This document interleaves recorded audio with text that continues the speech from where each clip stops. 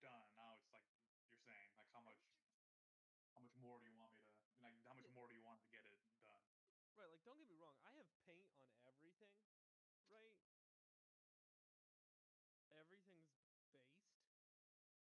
Are all the bases same? No. Or is there some dudes that are pretty much just white right now? Yes, but only like a couple, you know? There you go. Um, and like the paint scheme is uh a wash for all the armor. Like that's it. That's Love it. the armor paint scheme. It's literally white and then a wash over it. So Hey, good enough. like that's, but like that's. Can you see me?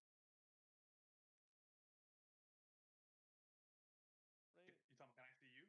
Yes. Not on Discord. If I go to the stream, I probably could, but that might mess up my. Well, I was gonna show him my model. But so yeah, like I have like a lot of skin tone to do. Is it Okay. super important? No. Right. Uh, Yeah. do I have, paint and a cool looking base and at least one detail color on every model? Yeah. Fuck yeah. You're right. All the hairs painted because it's my unit identification. Fucking bullshit. Oh, but through the hair. Yeah. So like some of Got it's it. red, some of it's orange, some of it's purple, And right? I'm hoping nobody gives me shit because I have 15 Rough Riders and then there's five Death Riders kind of snuck in there that I'm Uh, gonna sprinkle in my units and like hopefully nobody says anything because so just they look the exact fucking same. just no, just paint a stripe on them. No, no, I want them to all look the same. So I want them to all look like Rough Riders, but there's only five guys that are like a different kit. Right, no. Oh. Yeah, but like what I'm saying is for those models, pick one detail item that's like kind of noticeable and paint a different color. Yeah, that's what you're saying. Give them a little pizzazz. Yeah, that way you can pick them out in the group. You know what I'm saying? Like nobody can be like, "Oh, I couldn't tell." Well, yes, you could. I want them to blend in because because suddenly they're all being played as Rough Riders. No. So it's like if I was using intercessors as Well, infiltrators. if you're playing them all the same, then it doesn't matter, Yeah. right? Yeah. But if you were Yeah, I playing, won't say anything. if they all look the same and you were playing some different, Yeah, then you need to do like then you use something. Like the it head doesn't or have to be something. fancy, just some. It's fun. They're not terrible. The Death Riders. They're like very cheap move blocking.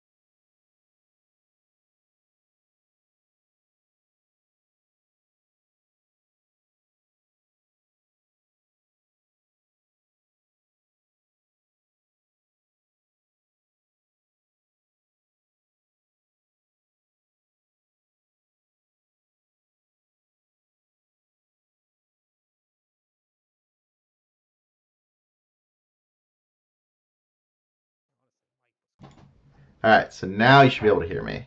Um, Does this sound very? Does it? oh yeah, absolutely.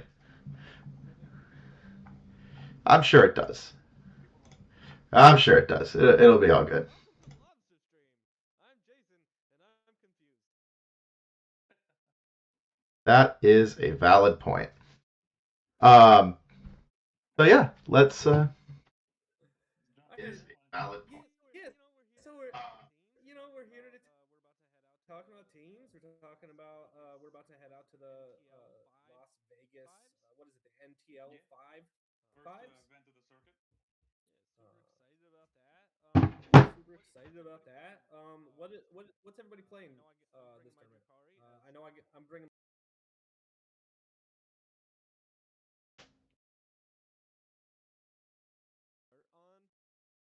On Saturday.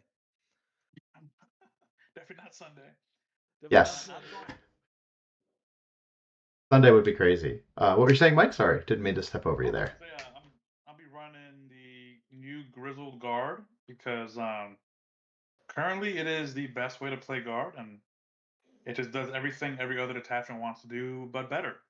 Yeah, I heard that's Um, pretty spicy. yeah, no, it is.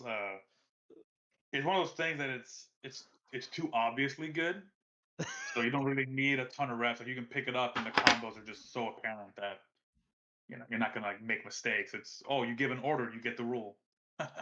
Yeah, that seems Uh, pretty good. yeah, What are you and then running? you're Yeah, so I'm going to be running Ultramarines with Victrix Guard. They're still really, really good. The rules lock was before the nerf that happened today. Uh, yeah, so that's what I'm going to be running. They're great. They'll still be great after the nerf as well, don't get me wrong. And then the rest of our team, we are running Tyranids. We've got Larry on Tyranids. He's running Tunnel Rats with Raveners, Tyrannofexes with Rupture Cannons, some Hive Guard, a lot of the good stuff. He's just really, really good at that list, so we always want him on something he's good at and that he enjoys playing. And then our last list is our new lobster, but a little shrimp. Justin Serrano is on Scintillating Legion, Zinch Demons, which after the buff, they're great. He's running 5 big monsters and trash. It's going to be a great list. It's really going to get some people off guard. So speaking of lists, let's talk a little bit about how we decided on those armies. Like what was our thought process in choosing those armies for the team? And I think where we started was just what armies do we enjoy? We're not really out here taking what we think is the absolute most optimized team comp because we had a discussion about this. If we wanted to really play the most optimized team comp, it would be 5 horde armies, right? It would be Probably. something like Gaunt Spam Tyranids, Recon Guard, Green Tide, GSC Biosanctic, and then maybe something like that Custodes Guard spam, just to be real extra annoying. And so that would probably give us the best chance to win the entire event. Uh, that said, no one wants to do that. That's awful. That's just I like mean, the to be fair, worst. I'll run some Green Tide. That's a lot of fun. Okay, yeah, you're the only true masochist among us, Jason. The rest of us respect our backpain way too much. With the I pain played comes the Recon power. on stream, and that was brutal. So, Too many guards. I will say, what was it? The end of Florida when I was running Green Tide, Game 5, I couldn't stand up. yeah, it's brutal. Like I was literally looking at my opponent. I was like, dude, I can't do this anymore. Like I might have to just not move. Like, Yep. No, that tracks. Those horde armies. Yeah, they're probably the best team comp in the game currently. Most armies can deal. Most teams will have 1 or 2 armies that can deal with them. They won't have 5. And so, if we were really going for the number 1 spot, that's what we would do. We're still going to try and win. It doesn't look like anybody else ran that, so we're in a good spot there. And when we get to list reviews and everything, we'll talk about that. and the pairings process with our secret special guest who will be on in a bit. If he responds to me, we might not have a secret special guest. He said he wanted to come on and then hasn't responded since. So fingers crossed. Oh no. But it's not a spoiler. It's not a cliffhanger. What is it? I don't know. it's Josh Campbell. He said he'd come on and talk pairings with us when we get to that part. So yeah, there you go. There, no one likes a spoiler except for when we do. But basically, we picked armies that we liked. That was our primary focus. So Jason, you haven't gotten to play Drukhari in a hot minute. You really wanted to play Drukhari. Which cult you think? So why Witch Cult? Why do you think Witch Cult is the play? So the codex dropped, and initially there was a lot of excitement, and then I started tinkering around, and I was like, all right, like there's some. I was bumming myself because Eldari gets all its cool rules just for free, and Drukhari has to like do things to get their rules. Mm-hmm. And then we started play testing some things just for fun, and then we saw Spite doing well, so we kind of turned a special eye towards Spite. And the rules on paper and the rules in like how you play feel so different. So it's really something that you have to like play against it to acknowledge it, if that makes sense, or play it to acknowledge it. Mm-hmm. And once we did, we were kind of like I kind of got hooked on it, and we tinkered and finally settled on a list that like it hits hard, it steals objectives, it kind of does all the things you want it to do. Hopefully it can neuter some people from scoring points depending on like what your OC level tends to run at. Like it has a lot of fun tricks. It's much more mentally challenging than the lists I've been playing for teams over the last couple years, which is fun.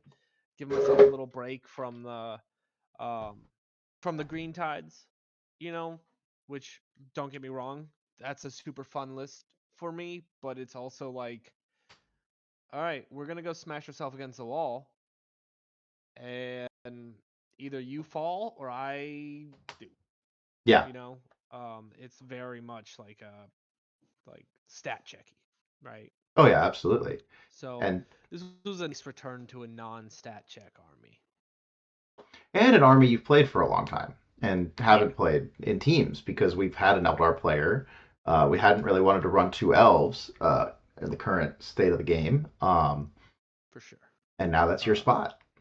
Yeah, So, just there we go. Eldari and Drukhari tend to have the same weaknesses. Mm-hmm. Sometimes different strengths, but almost always the same weaknesses. And it was just too much of a liability to run. To run two of them. Yeah. And that's the thing, is we don't while we aren't taking the most optimized list, we are still optimizing our comp. And that's a big part of it, is we want people to play things they think are fun. But yeah, go ahead, sorry. But also, nobody wants to be the guy on the team that's like, oh, I was 4-6 again. I was 0-20 again. Yeah. Right? Everybody wants to feel like they're contributing to the team and like bringing Absolutely. something and doing well. So. And I think that was part of how we wound up choosing our lists, is making sure that everybody has a list that can, like, we really ended up with a lot of take all comers lists. And I think that's great for where the game is right now, especially because of how we kind of cover each other's matchups.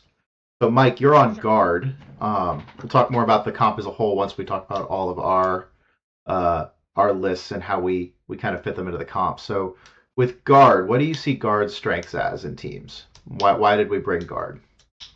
I'll let you. So I think the strength came down to picking guard. There's 5 layouts to choose from, and 3 out of the 5 are generally pretty open tables of 2, 4, and 6, having objectives that just don't have terrain covering them, long shooting lanes. So guard fit the role of they are an army that can bring a lot of guns for generally pretty cheap. And with this new detachment, you're bringing guns that are even more efficient than they used to be. So the idea of bringing 3 Dorns is to bully people, saying, "Stand in the open and get in a shootout with me," or bring melee and be in the open and get into a shootout with no guns.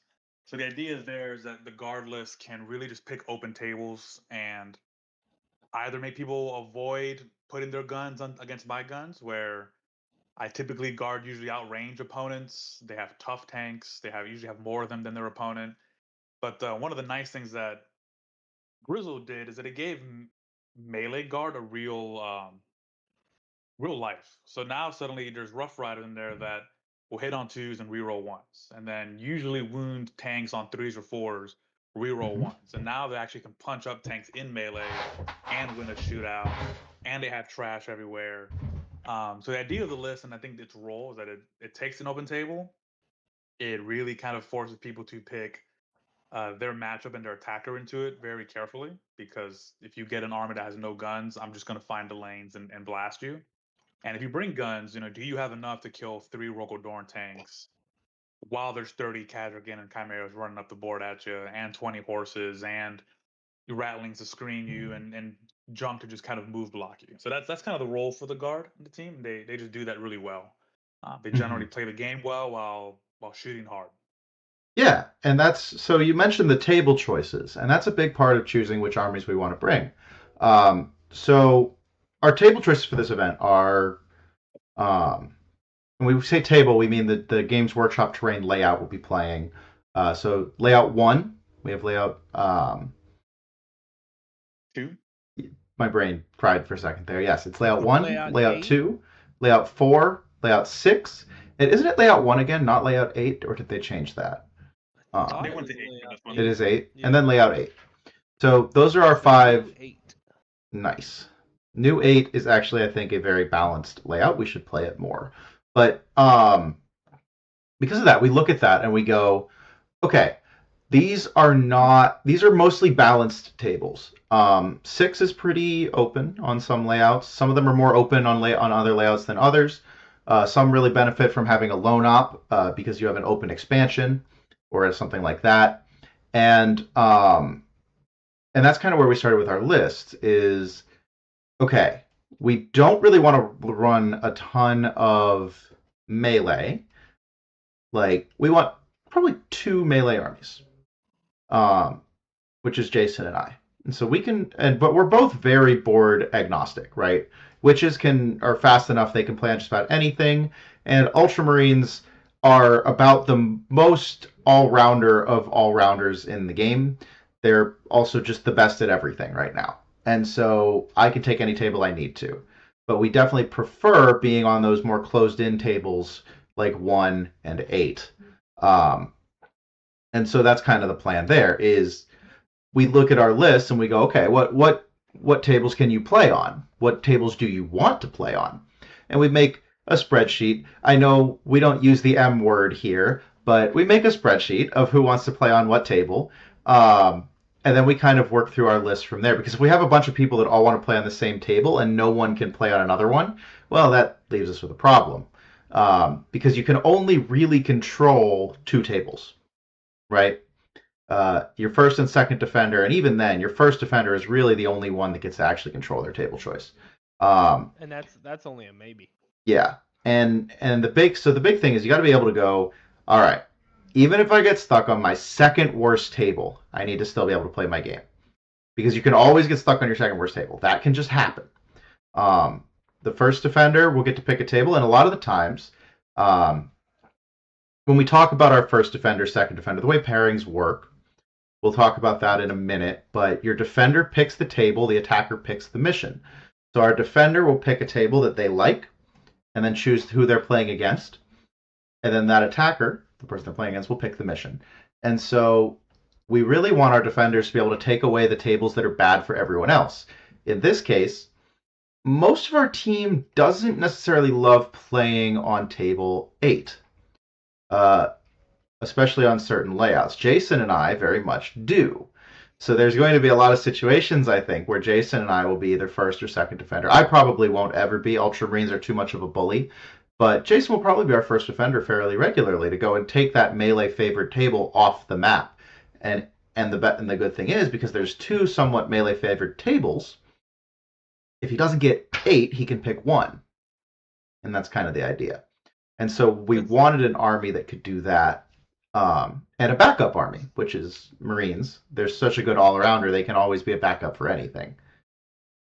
Being first defender is not stressful at all. Don't worry about it. It's fine. No, it's easy. It's easy. Never any pressure at all, where you could play into anything.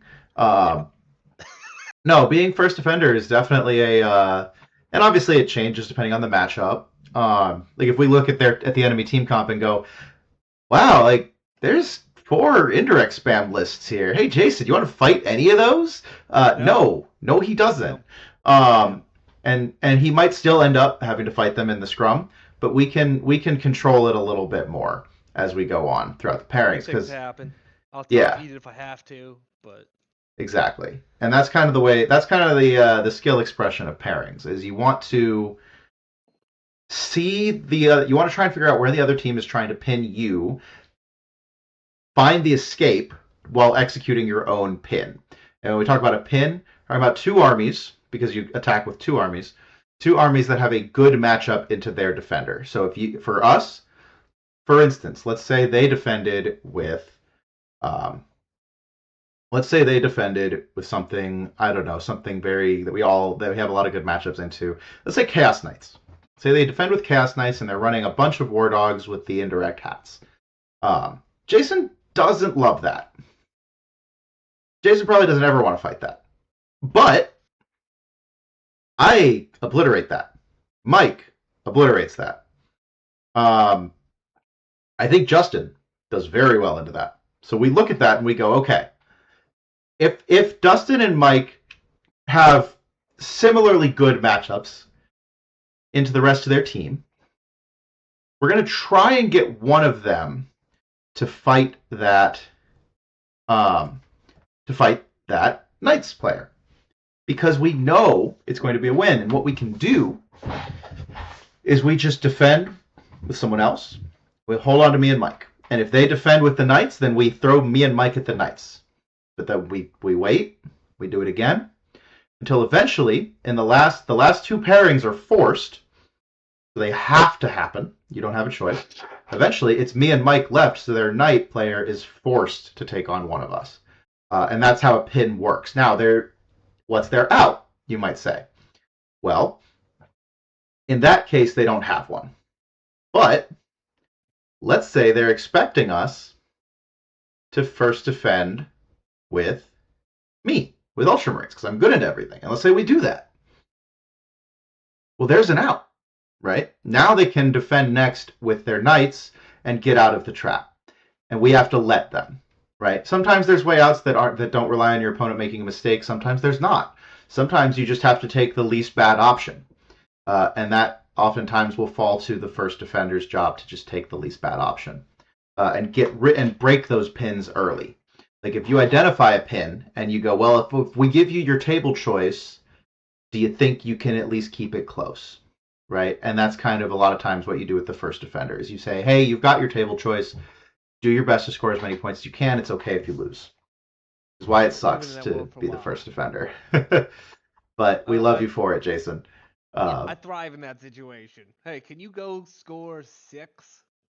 Yeah. Yes. Absolutely. Yes, you asking me to not win? Just do okay? I got that on lock. Hell yes. That I could do. And that's basically how it works. So we choose our list with that in mind, right? We have this time we've ended up with 5 very powerful all-arounder lists. Some of them are a little more skew. I'm very, very, very infantry skewed. Justin is very skewed into monsters that do 3 damage. His entire list is monsters that do 3 damage. Jason is skewed into witches that run fast and hit hard. We so fast.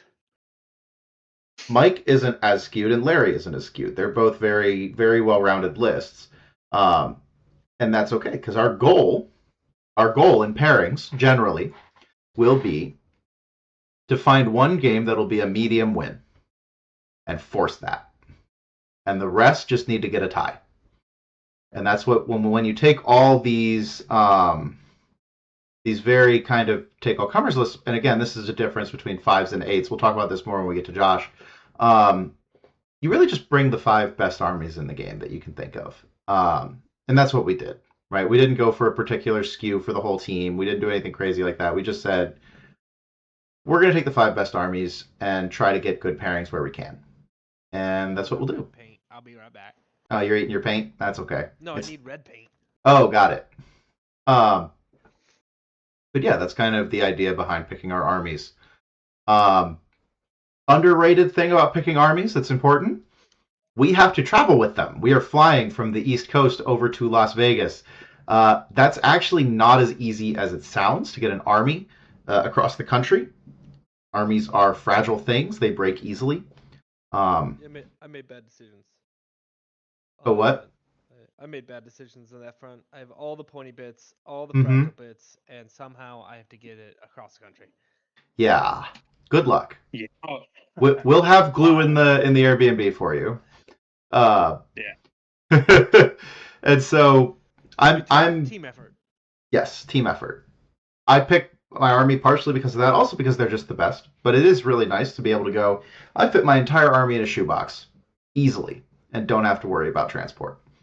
And so it did mean too that we talked about those hordes. We did not want to transport those horde armies across the country. Did not want to do it. That would have sucked. And so that's where we're at. We've wound up with our 5 armies, which we think are the best in the game. Which I don't know if you guys agree with me on that, but I do think we took the 5 best. I think we took Ultramarines that I think are number 1. We took Guard and Scintillating that I think are 2 and 3. We took Witches that are in the mix for top 5 for sure. And we took Tyranids, which are the number 1 army in the game when Larry's playing them. Only forever. If Larry's playing them, it's the best army in the game. Absolutely. It really is. Else, it's like, but it's fine. But you put him on those nids, he's a mean man. Oh, yes. I know he's almost come off of nids like 3 times, and then he always just finds his way back. He can't do it. He could not leave nids. He had that beginning of 10th when GSC was really good, but but also nids were real bad. He couldn't win. Yeah, and GSC were really good at the time. Yeah. But yeah, so that's kind of where we were at. We picked our armies that way. We made sure we could fit them on the plane, fit them in our carry-on, however we're going to get them there. And now we talked a little bit about pairings and pins and the idea behind it. So let's go ahead and talk really quickly about the difference between 5s and 8s. So in 5s, because you only get 5 armies, it's a lot harder to have these pins. So if we wanted to, for instance, go for a pin on Eldar, we would first have to expect that every single army would have Eldar. And then we would second need to expect that we had 2 armies that could force a guaranteed 20-0 into those Eldar, while also being very good into everything else. And there just isn't a lot of options for that. There's like, and it also, like I said, assumes every team will have Eldar. And if you're playing 5s, you should really expect those top 5 armies to be the ones you're going to see, right? And really, the armies that you're going to see on every table won't be the top 5. They're going to be the top 3. 2? Top 2, top 3. Like, I think we'll see some form of Space Marines, Guard, Demons on almost every team. So I did peek through. Obviously, I haven't looked at all of them yet, but there's always a lot of Space Marines of at least one flavor, right? Yeah. So right now it's generally Astartes / Ultramarines / what is it? Gladius, or Blades of Ultramar. Both are very good right now. And then I saw Blood Angels. Yeah. There's at least one. Blood Angels are not bad. If Ultramarines were not so oppressive, Blood Angels would be very, very good. They are still very, very good. But again, in teams, you only get 1 Space Marine. So yes, that's what you get.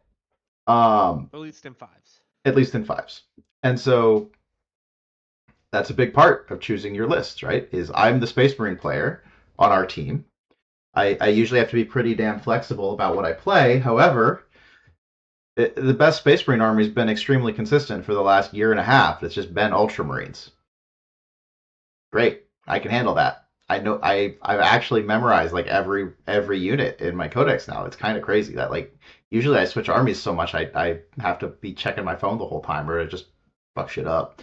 What I'm saying is they better be painted blue, or I'm not counting them as Ultramarines. They're not. They're White Scars, and I will never paint them blue.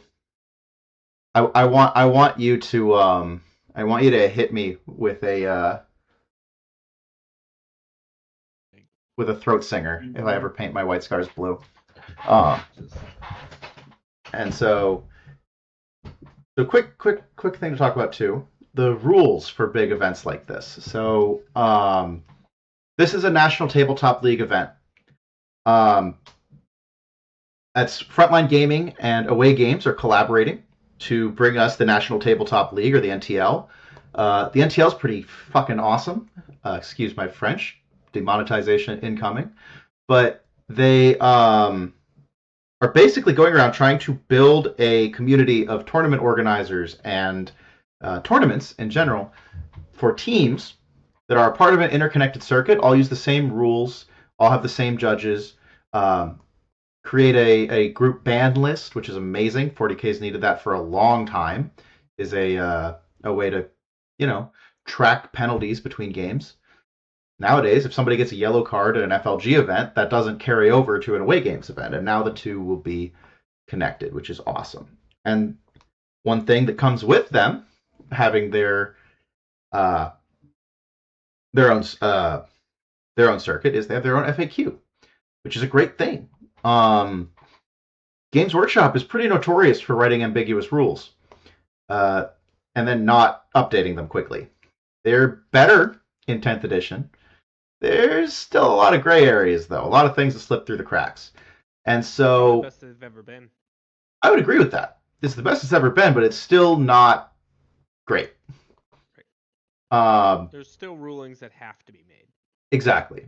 Like, there are always gray areas. My go-to example is what happens if you attack something with precision and you have dev wounds. Right? Because essentially, if for those watching that don't necessarily know what I'm talking about, Devastating Wounds is an ability that turns your damage characteristic into mortal wounds on a critical wound roll of a 6. They are also specifically allocated last, or they happen last in the attack step. So if you precision a character, you have allocated the attack to the character. That you've already chosen where the attack is allocated. So say you have 3 dev wounds that you've done. Well, that's 3 damage that happens at the end of the fighting activation. Right? That happens at the end. But what if you kill the character first? What happens to those 3 attacks? I mean, logic says that they just go on the unit, and that's the way we play it. But the rules say absolutely nothing. Rules as written, they kind of just disappear into the ether because you've already allocated them to something that's not there anymore. So where do they go? You don't get to reallocate them, rules as written. But that's why we need FAQs, is for situations like that, and there are quite a lot of them. I'm not going to comment on all of the FAQs, but what I will say is that we are in complete support of the NTL team making this FAQ and everything they choose to do with it. We're really excited to have it because it's something we've needed for a long time in the U.S. tournament scene. For sure. And can't wait to have this season using it. But that's also an important thing to check before you go to an event, right? Make sure that if you're playing at an organization that has an FAQ, make sure you understand the interactions of your rules. If you're running an army that relies on a specific janky interaction that might fall into that gray area, well, you better read that FAQ, make sure that janky interaction works before you bring it to the event. And make sure you're staying on top of the captain's chat, because as we've seen in ATC's history over the years, there's always an FAQ drop directly, like a GW drop, either Yes. an update or an FAQ drop directly before the tournament. Yep. Which leaves people scrambling, specifically the tournament organizers, because they only have so much time from after that drop to answer all the questions that people are going to have, and they're going to flood them with questions and make hats off to the organizers that put all this effort in to make sure everybody's on the same page, and make sure the documentation's there, and make sure that people can go in and have a fun time with clearly stated rules. So that everybody's playing on the same page. For sure. All right. So we have our special guest here. I'm squeaky clean, baby. Yeah, he is. So Josh Campbell here, a friend of the team, honorary lobster, not even honorary, former lobster and current lobster. Yeah, no, king of the scraps, as we say, is here to help us talk through pairings a little bit. Let me go ahead and give you. Well, no, I'll do that later. They're just gonna have to make believe that you have a talking box, Josh. So yeah, so let's talk about pairings. So first off, the way pairings work in fives, it's the same functionally as it is in eights. You have a defender. That defender will choose their layout, and they will choose one of two lists that the other team gives them to play against. Those are the attackers. Each layout has a set of missions associated with it. The defender or the attacker will then pick one of those missions, and then that layout, mission, and matchup is set. Right? The order is, if Team A wins the roll-off, they will defend first, then Team B will defend second, and Team B will defend third, which leaves Team A to choose the last two, functionally. I know technically it goes 1-2-2, 1-2, but because the fourth person is functionally choosing where the other table will be, really it's 1-2-2, 1-1. Which is why winning the roll-off is actually fairly impactful in fives, because it's an odd number compared to eights. Yes. You go through that process, and I talked. Oh, sorry. What's that? Small nuances. Don't forget about the timing of the roll-off. So first defenders are declared. First attackers are declared. First attackers are chosen. So after the first pairing is complete, the first set of pairings are complete.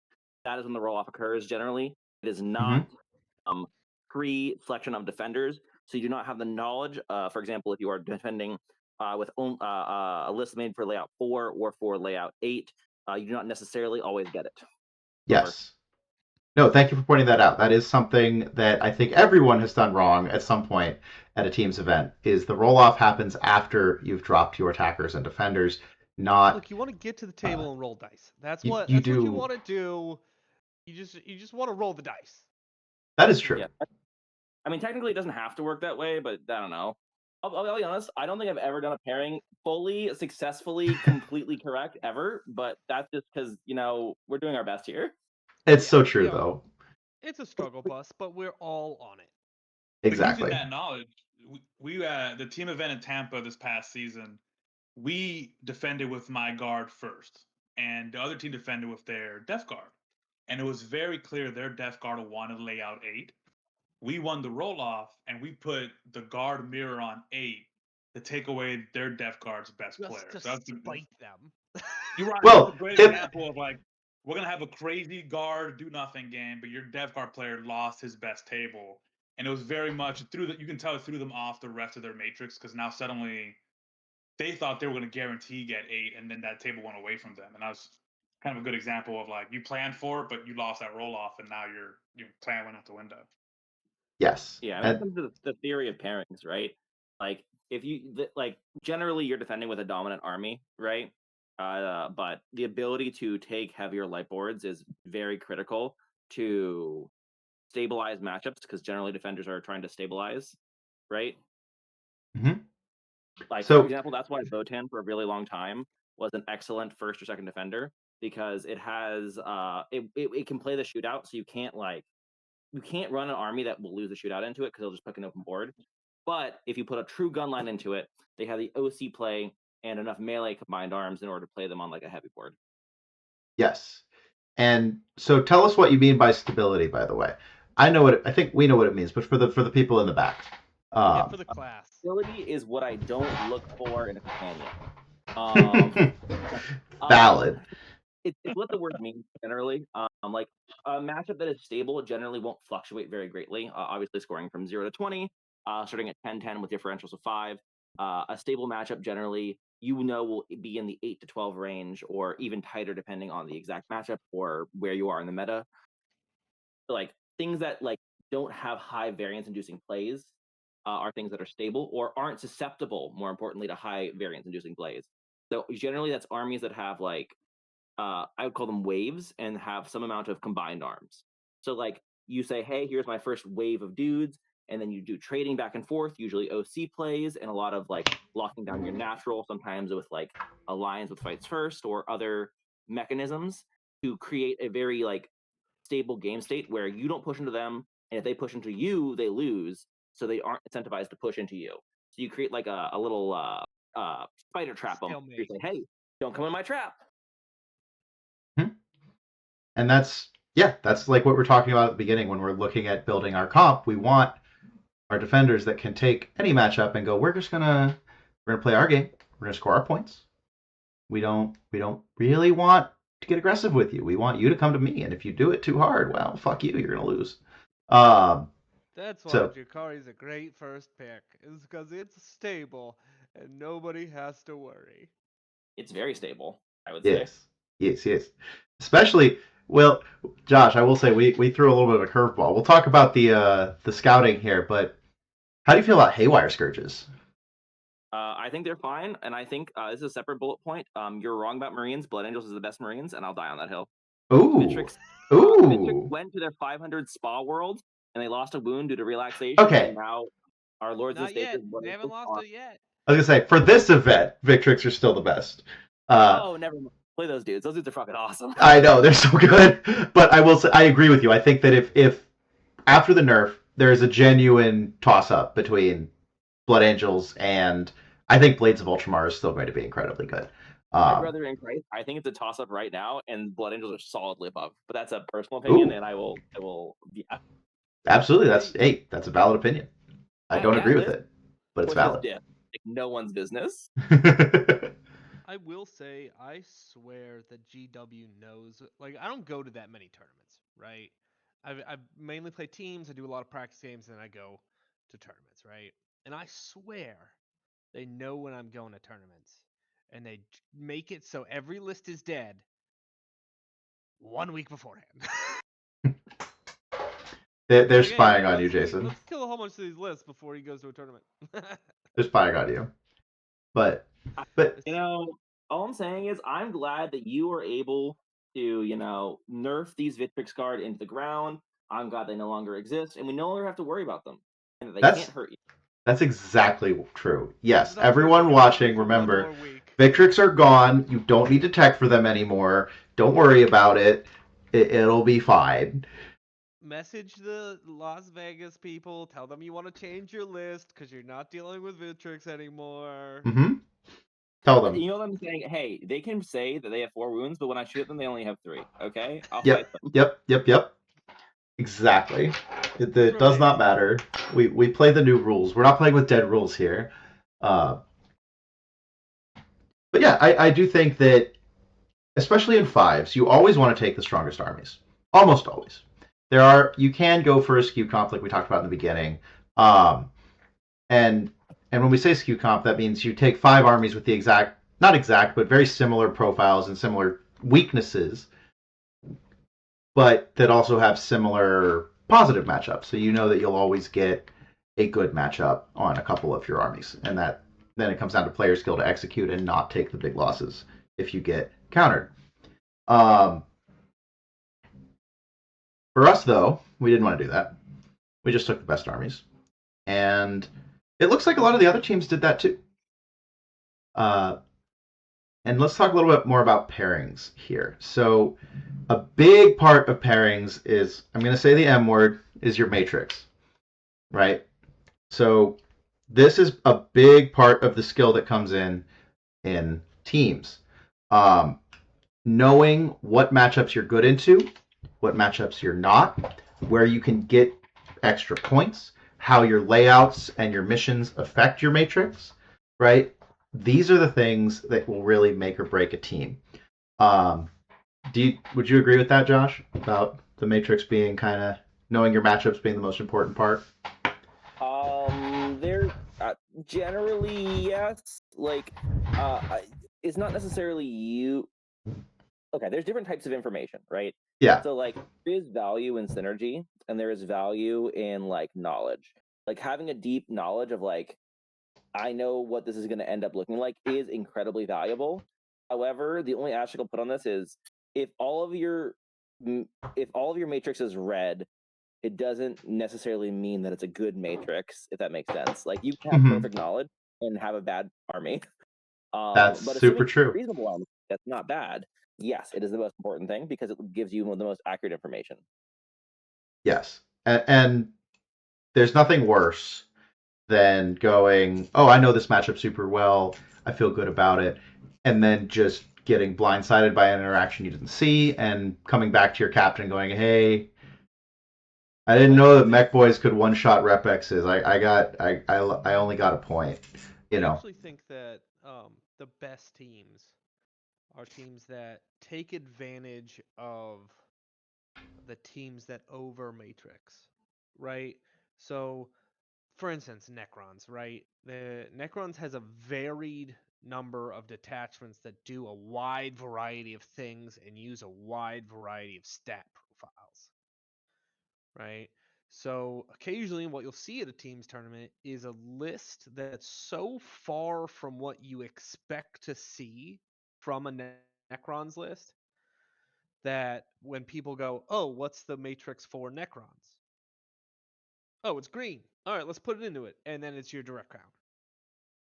So matrixing is important, but matrixing deep enough to know that, like, hey, this Necron list is not that Necron list. Oh, sure. It plays differently, it functions differently, and it needs its own spot. Yeah. At first I was going to argue with you, but no, I know what you're talking about, and you're right.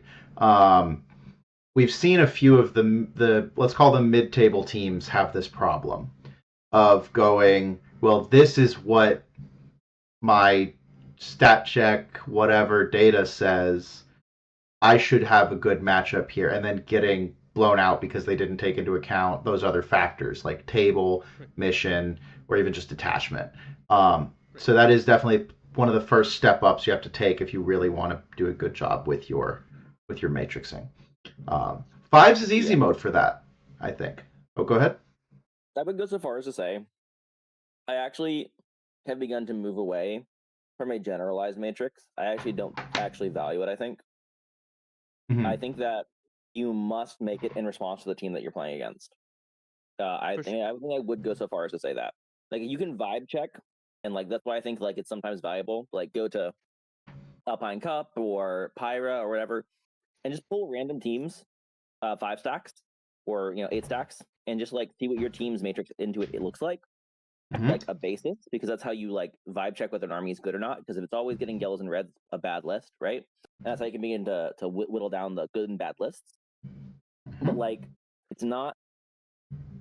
I don't think a generalized matrix is good because there's a lot of specialty units and a lot of like very very specific nuances, especially in skew matchups, that drastically change performance. Yes. For instance, look at Jason. He just took what 3 units of Haywire Scourges? 2 units. But I'll bet a lot of things with big vehicles think they're okay into Witch Cult. I think they're pretty good into Witch Cult. Haywires cause a bit of a wrench in that, and so like you're saying, it very much needs to look at the other team's list.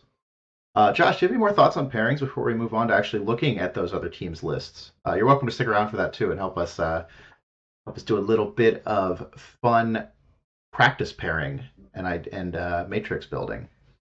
Yeah, I don't know if you've talked about it, but I just want to talk about like how obviously I'm very eights coded. I don't do fives. I think I've been clear in that priority this year. Absolutely, yes. Do eights, then do singles, and then whatever else falls into my lap is a little treat. So when I think about it, fives is a lot more. Like take the 5 best armies and then try and find the 5 best armies that synergize well together. So you have a homogeneous front. That's like the strength in it is like trying to do that, or to find like a specific build that you know is the top of the meta, and then pincer it, because in fives you cannot stop a pincer. It is impossible to stop a pincer. Like if you want to have a matchup, you will get a matchup. If you have 2 armies If you want one specific one. Yeah, you have to take sacrifices to get there. But Yeah. if you are like, for example, like Eldar are top of the meta, and you have 2 lists that you know that are 20 Eldar, you can force that. Yep. That's the only like asterisk there. But like generally, knowing like a defender list's role and like what attackers list roles are, and how do I say this?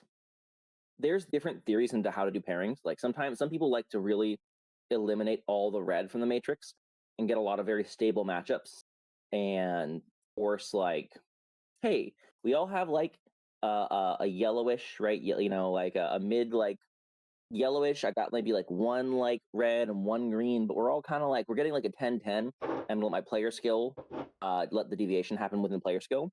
And some people really like to do like the high variance, like, hey, I know this player of mine and this player of mine get 20. I've utilized this multiple times in multiple events where I go, hey, I'm going to make sure we identify what their matchups are that are good, and then we're going to give it to them on a silver platter, and they're going, and Matt and his world leaders, or Zach on whatever army he's playing, go and they just get 20s. They just go and get 20s every turn game, and it's pretty good usually. Yeah. You 2 go farm, everybody else hold the line.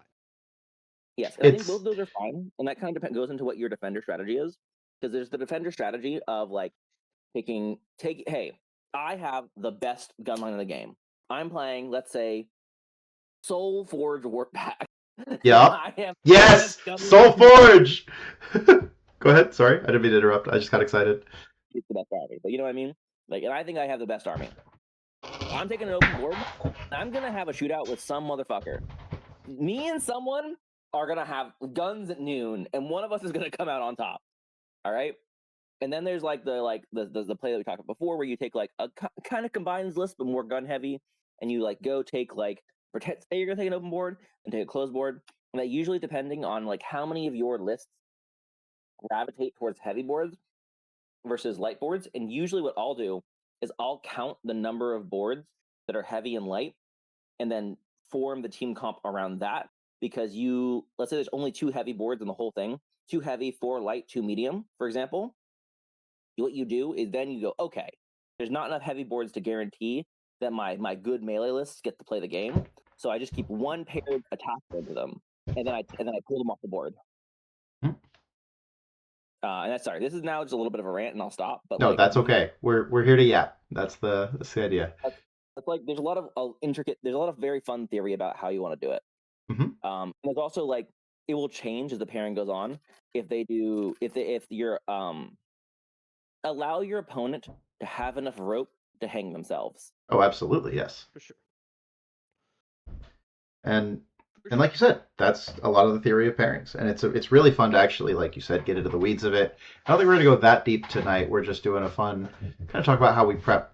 But yeah, that was one of the interesting things about this Vegas tournament is it was actually really, really difficult for us to categorize heavy and light and medium boards, because I think we've talked about this. They're still using the original NTL missions. So the missions that change every round and the deployment zones change every round. I actually think that this is really exciting. Oh yeah, it's going to be interesting. I think I don't know if this is necessarily the schema they're gonna stay with long term. Um, but what I do think is that the idea behind it is really good.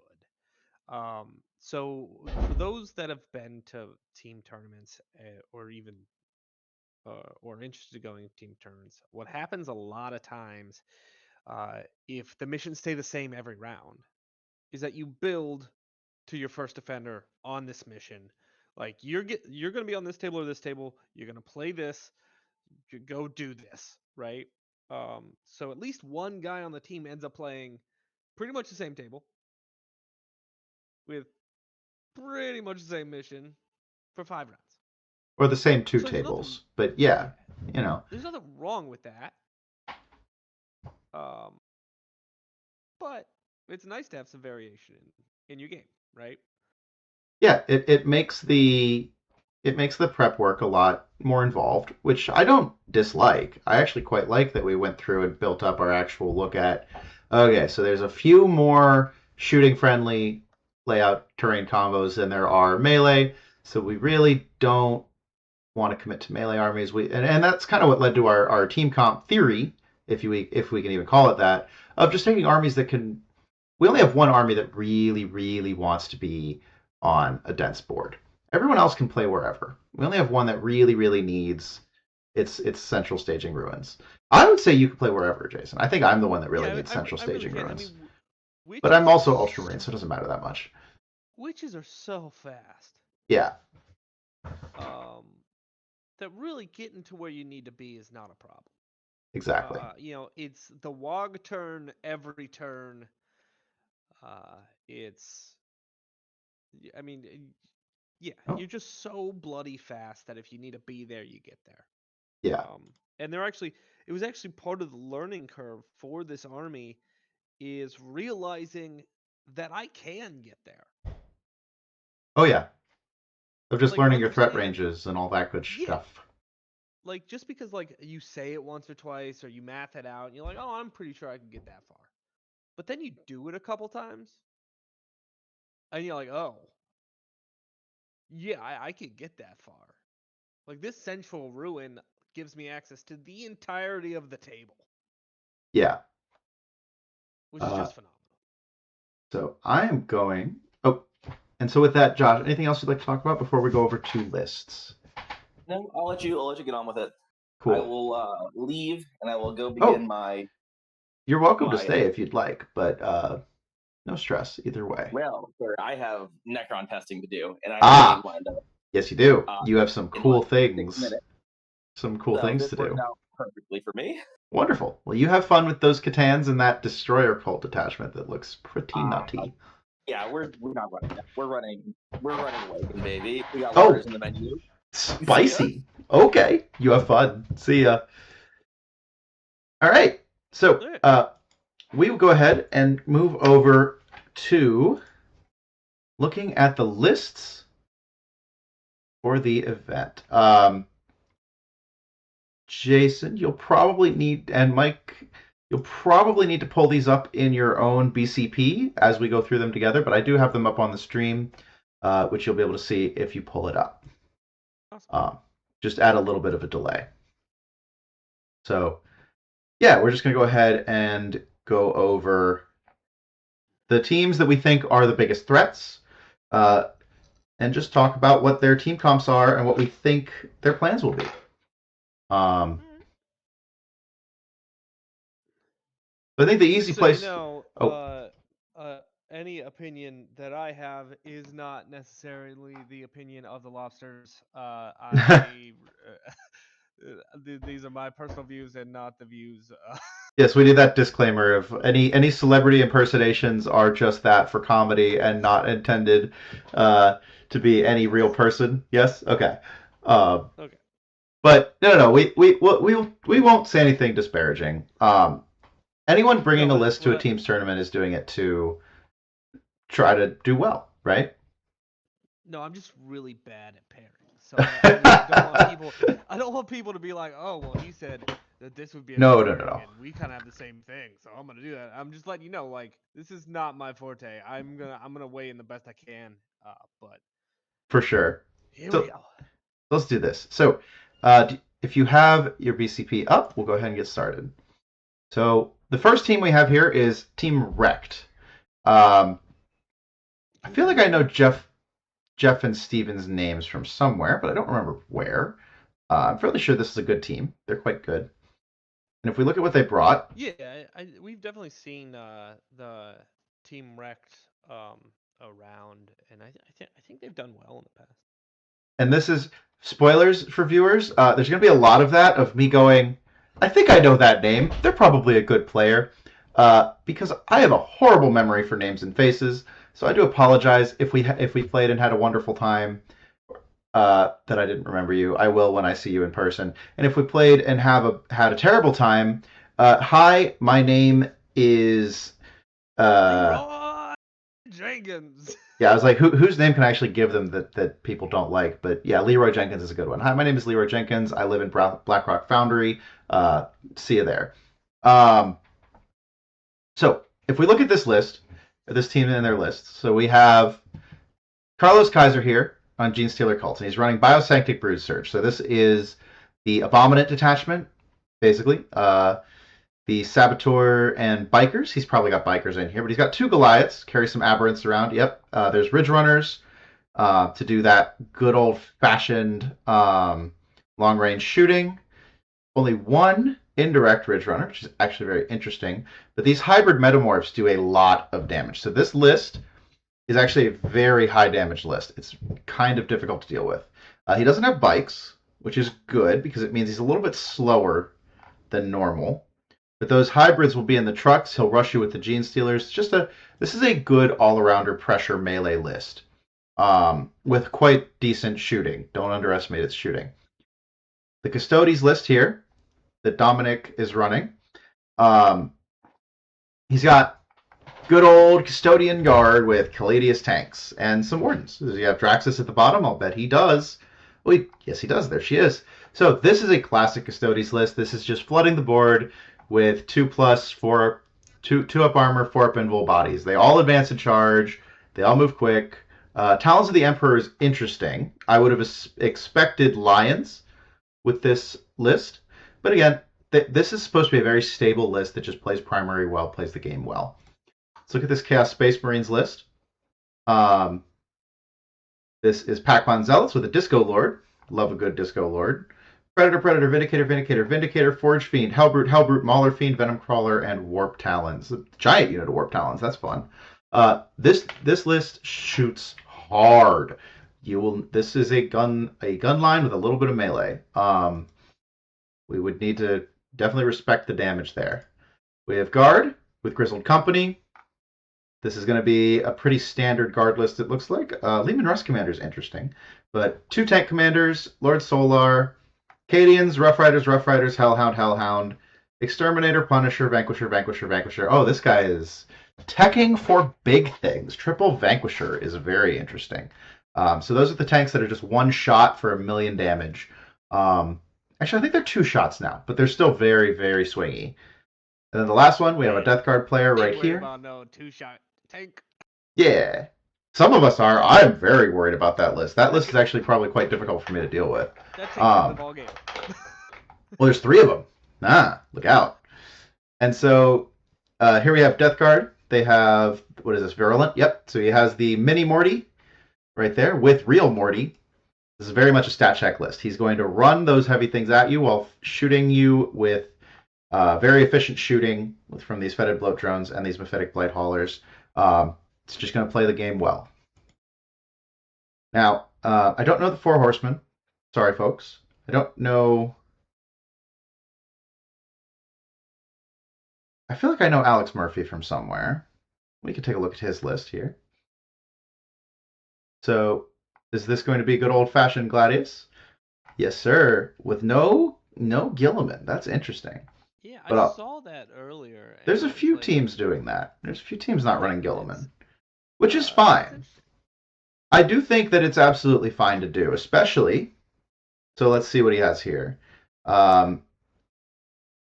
1 little Victrix, 2 big Victrix, Hammer Strike, triple Vindicator. Respect that. This is not actually how I would run a no Gilliman list, but it is the great thing about Victrix. They're so good for this tournament. It really doesn't matter how you run them; they're going to be great. But let's talk about. Just tough to remove, man. Let's talk about Art of War, the Boogeyman, right? Anyone going to a Teams event, if you want to win, you're going to need to beat Art of War pretty much every time. And so both of these teams are going to be excellent. I think we have better matchups into Cool Car Incorporated here, but let's talk about that really quick. So let's look at Cool Car Incorporated. So they have Grizzled Company Guard with the Command Squad, Leontis, Cadians, Catachans, Chimera, Rough Riders, Kazarkin, Exterminator, Vanquisher, Rogaldorn. So this is very much, he's got a lot of OC, he's got a lot of bodies, and he's got a lot of tanks. The triple Vanquisher, I'm thinking, is a tech to deal with something. I wonder what could be vulnerable to things that do minimum 4 damage. I don't know. Could be anything. But this is just a good gun line. They'll have a lot of fun into the mirror. And again, with all that infantry and all that melee, it's quite good at eating up board control as well. Yeah, We have Folger's list. I think Folger's list is a really fun one. No Custodes character. I didn't even know you were allowed to do this. You are. It's very neat. His warlord is Kyrie Atraxis. But he's running math 27 Custodian Guard. He's running 27 Custodian Guard and 3 Land Raiders. Okay. This list is going to run onto 2 objectives, unload 1 million oiled up men, and then just sit there and stare at you in the face. And if you can't remove them, you're going to lose. Obviously, it's a little susceptible to being move blocked, so it really wants to go first in almost all of its games. But this is just a good list. It will be very difficult for most people to deal with. A lot of people can't deal with 2-ups very well, and they have a lot of them. It's just going to go exist. I mean, I can tell you right now, especially when I was running Green Horde, I see something like, Green Tide, if I see something like that on the table, I'm like, I'm done. This is okay. Yeah, this is a list that there's armies that just can't deal with this. Yeah, that's a fun game, but we're done. Like, I can't stop you. So I do think we have quite a few armies that can deal with it. I think you are actually one of them, Jason. The trick is you do very much need to not go second. Because can't plan that. Yeah, I know. I'm aware. But that's the problem you'll run into. Is if you go second, they can swarm the board with more things than you can kill. Sure. Because your witches are somewhat reliable on getting multiple activations. Not as bad as regular Eldar, but they can kill 5 Custodian Guard. I don't think they can kill 15.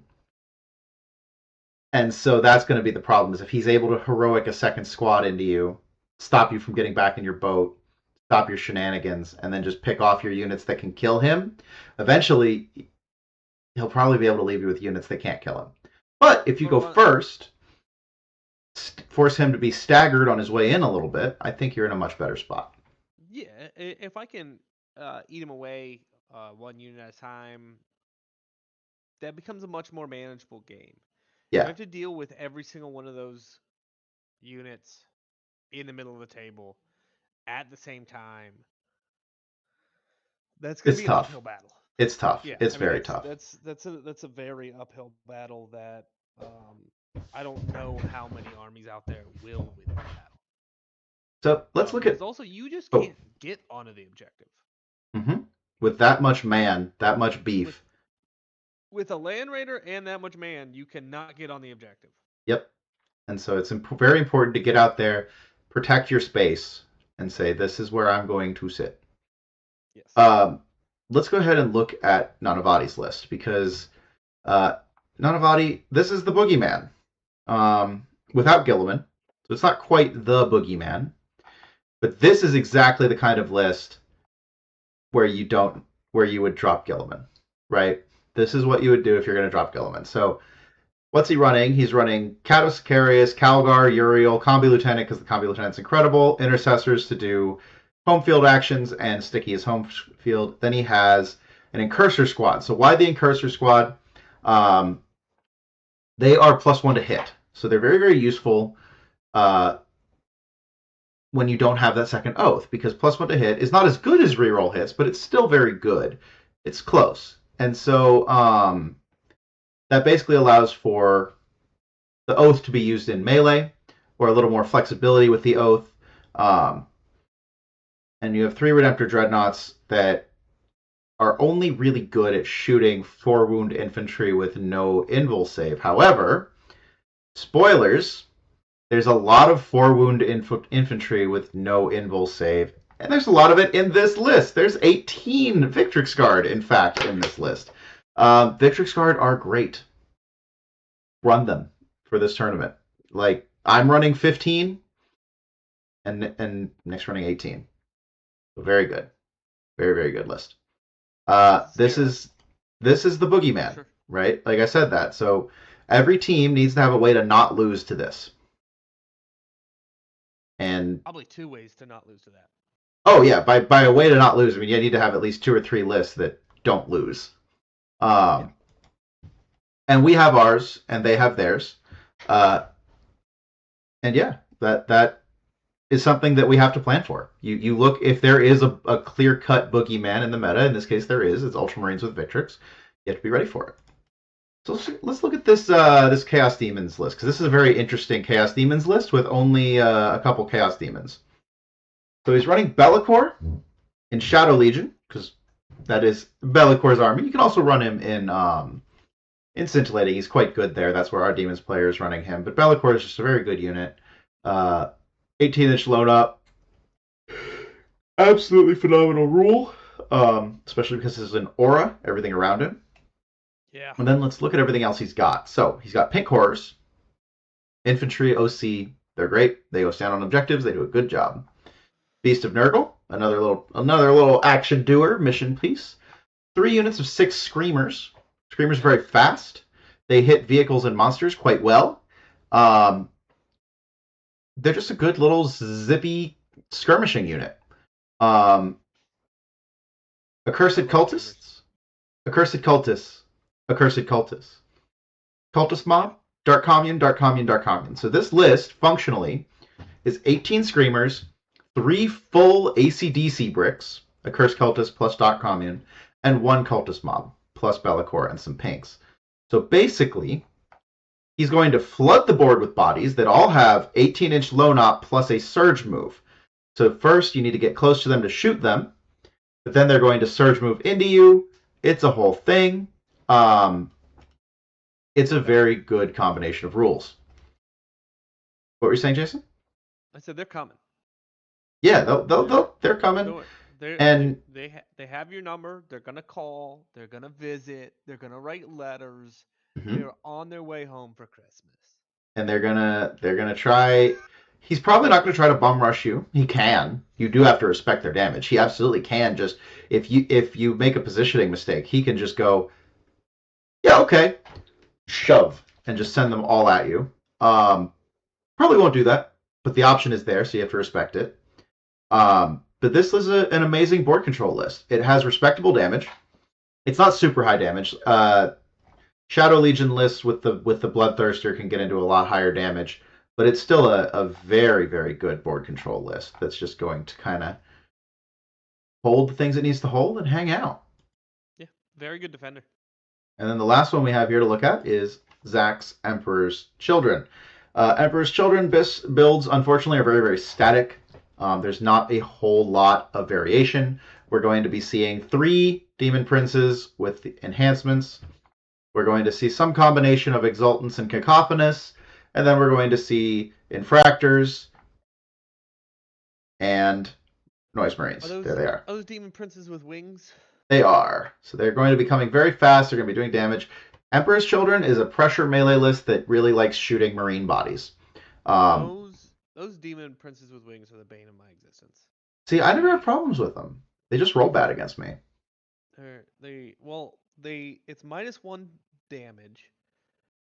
It just picks up one of my units on the charge. Well, you're elves. Just Anything picks up one of your units. You're like, oh. Yeah, but you're elves, Jason. You have 5 wounds in your unit? A squad of guardsmen picks up your elves. Someone tank shocked you with 10 dice. That is true. It does kind of negate your fight's first ability completely.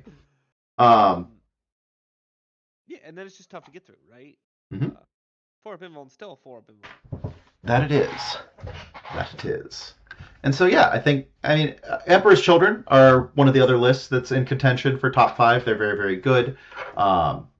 Just very, very static. So we won't go too much over other Emperor's Children lists. This is what they run, right? They run the 4 good units that they have, and as many as they can. I would love to see a little bit more internal variety for them, but for now, this is what they've got, and they're going to use it, and it's very good.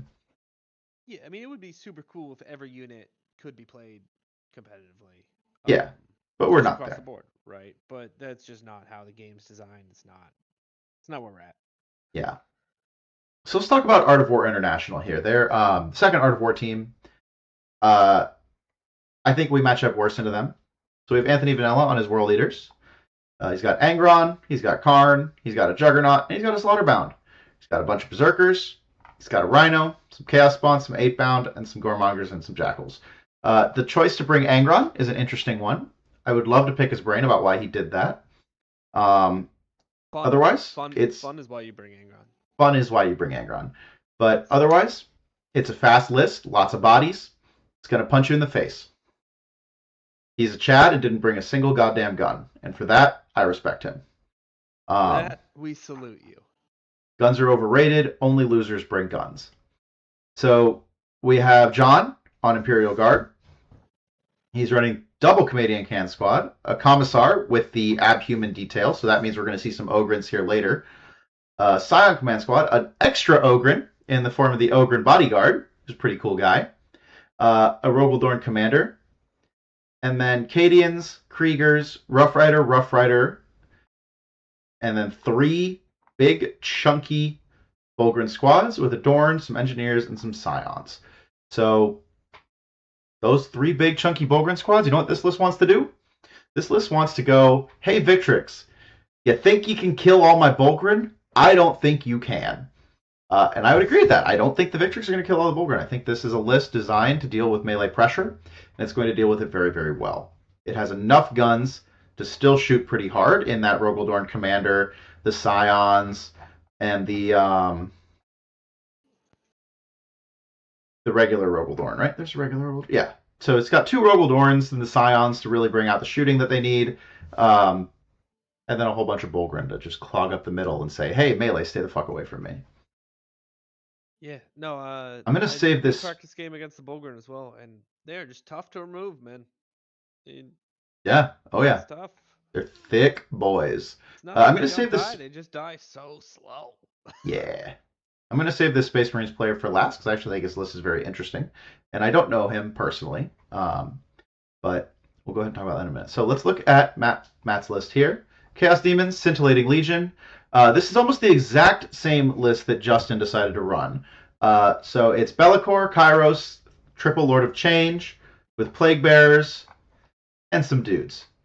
The difference is Justin ran more Flamers instead of the Beast of Nurgle. Otherwise, pretty much the exact same list. So what does this do? This list is really, really stable, like Josh said.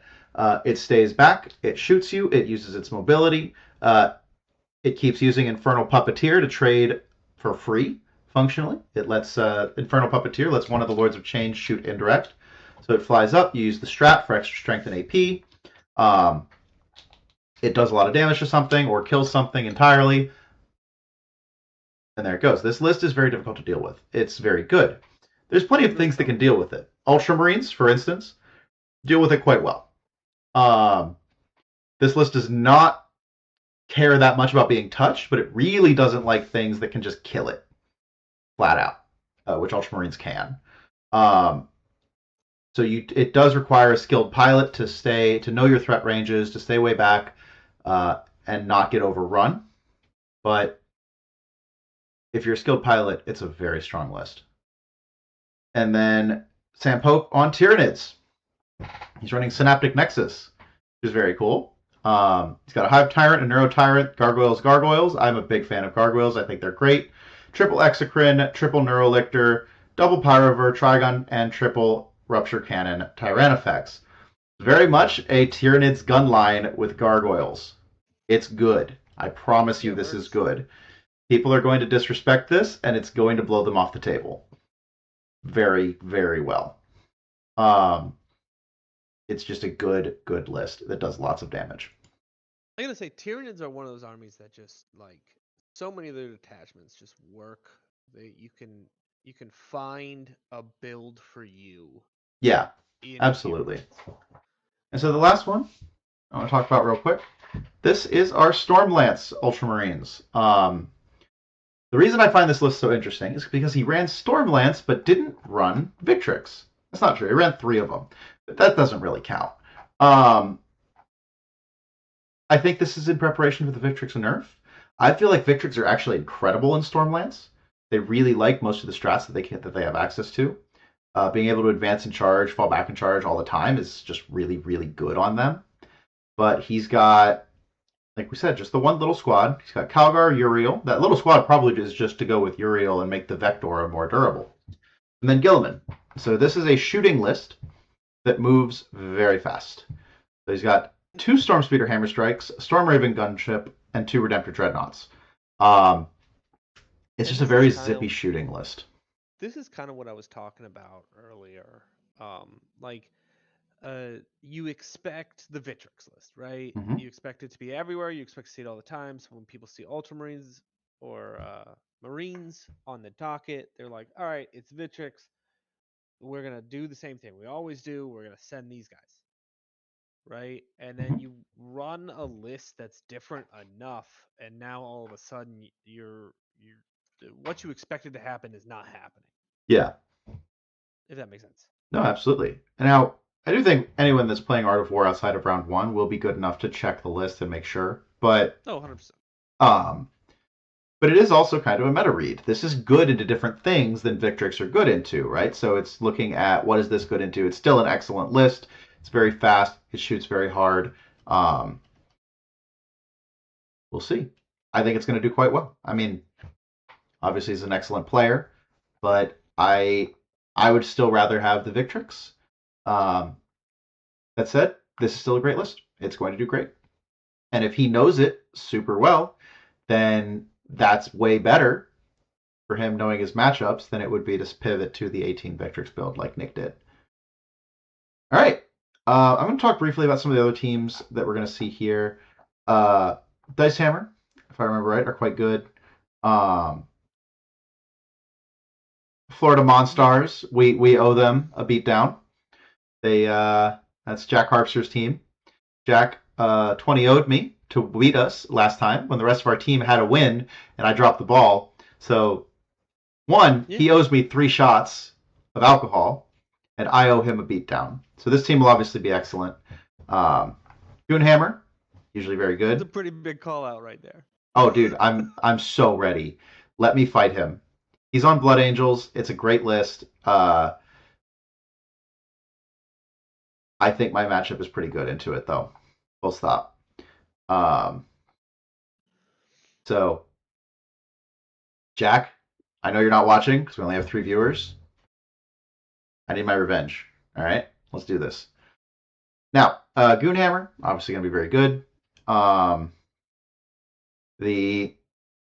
don't know where they went, but there is the Lobsters. I think they're the favorite to win the event. We need to watch out for them.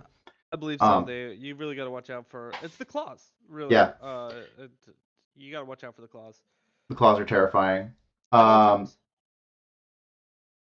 Where is the? So there's Obliterati. Obliterati are very good. We actually lost to them in New York, I believe. And so They were our only loss Yeah, in New yes. York. We'll need to go get some revenge there.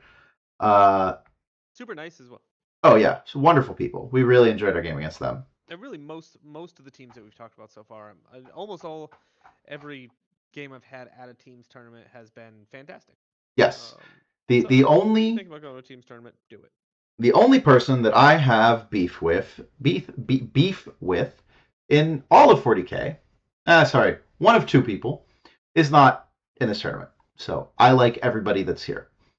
Everybody that's here is going to be a great person and an awesome opponent, and I can't wait. Yeah, it's gonna be a lot of fun. That's what So we have our friends at Pro Tabletop, good friends of ours. Mike actually used to live in that area, used to be part of that crew. Adam, great guy, came with us to an AIDS tournament once. Really nice guy. Played Templars very, very well. This is a team keep an eye on. The Imperial Knights is an absolute Chad pick. I'm just going to show you guys this list real quick because it's fucking awesome. He's running double Lancer Warden in Spearhead. So it's very fast, and he's just going to be launching Lancers into your face, and if you can't handle it, you're going to lose. It's actually a super, super fun list, and I'm really glad to see he brought it. That's one of the things I love most about teams, that like you can bring fun, scary lists, and they have a place. They have a home here, because there's things that just beat it. Not necessarily that list. I'm not calling out that list as like having major weaknesses. So I'm just saying like. Well, it does. Knights have a lot of major weaknesses, but that's exactly it. Teams is where you can bring those lists and really show off how good they are, into their right matchups. Tabletop Titans, love those guys. Tyler's not on the team though. What the fuck, man? Where are you? Billion dollar clown farm. Where are you at, man? Why aren't you playing at this? Disappointed. And then right here, good old FLG fielding a team. Team Zero Comp with Reese, Bill. That's FLG. I haven't seen them play in their own tournaments forever, so I'm really looking forward. I hope we get to play them. That would be super fun. Let's see. I think the last person who I recognized is way down here. I'm kind of surprised there's no away games team. It's pretty far for them for an event that isn't officially an away games event. Yeah, but it'd be cool. Yeah, it would be really cool. But these guys, the Zugzwang, Isaac Terada's name from Xenos Petting Zoo, that's someone that I think I've played against before. It's very familiar. But this is probably another very good team down here, the Zugzwang team. Yeah, probably. So I looked over the list. It's that Astra Militarum list is tanks on tanks on tanks. Like, it's gonna be a lot for some people to deal with. Yeah. Dorn Commander, America, Kazakin, Russ, Bank. I mean, it's the same amount of tanks as the other guard list we've seen. Just this format makes it look like there's more. Yeah, but coming from a guy who only has 2 units of Haywire. Oh yeah. Well, those Vanquishers are the ones that you don't need to worry about. They're the 2-shot, strength 18, d6 plus 3 damage guys. So the only things you need to worry about in this are the Dorns and the Kazarkin. The rest, actually, that's not true. Your elves, you need to worry about everything because you die to a stiff breeze. But correct. Those 2-shot guns still have tank shock.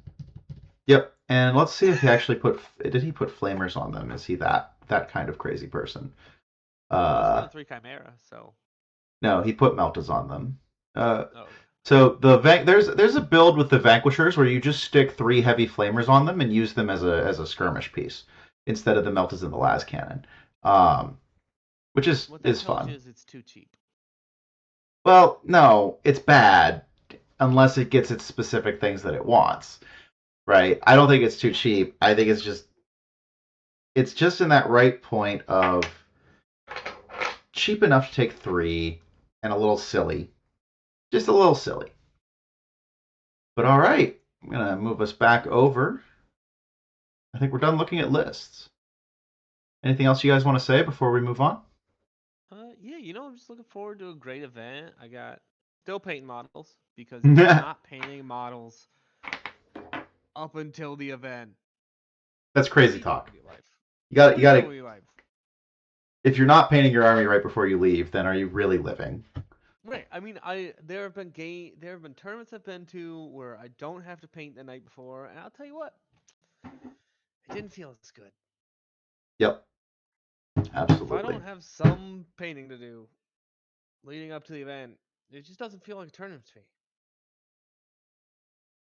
For sure. Well, good night, everybody. I appreciate you watching. For sure. This was super fun. Just having a little hangout and yap session. I hope you guys learned something about how we prepare for events and how we build our comp. If you're going to be in Vegas, we'll see you there. Apparently, Apparently, we're going to see Star Wars strippers, so that'll be cool. I think they're dudes does too, sound so that's fun. even better. My favorite kind of stripper. All right. Bye. Have fun. Bye.